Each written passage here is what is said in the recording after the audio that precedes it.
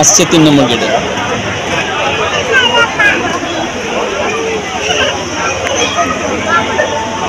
সকাল 8টার লাইন এরকমভাবে, এটা অনেকটা ঠিক কামাখ্যার মতন, কিন্তু ভিডিওটা দেখছেন কোথায়? এই ভিডিওটা দেখছেন আপনারা তিরুপতি বালাজি দর্শনের জন্য ফ্রি টোকেন।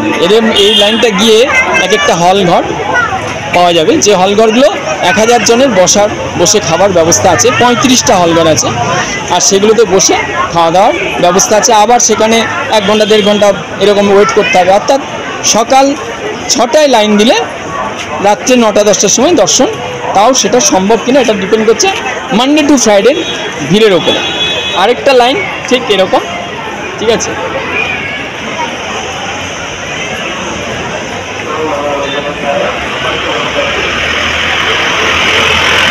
এই তিরুপতি বালাজি টেম্পলটা ঠিক চারিদিকে পাহাড়ের মাঝখানেই প্রায় 8-10 কিলোমিটার রাস্তা জুড়ে তিরুপতি বালাজি টেম্পল, ঠিক আছে।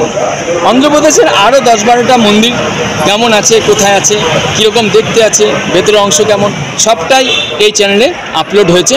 যদি না দেখে থাকেন গিয়ে এক এক করে দেখতে থাকুন।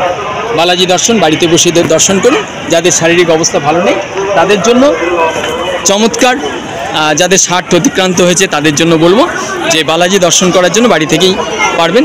ধারাবাহিকভাবে ভিডিওগুলো দেখুন, তাহলে আপনি বাড়িতে বসেই বালাজিকে অন্তরের অন্তঃস্থল থেকে বালাজিদের দর্শন করুন।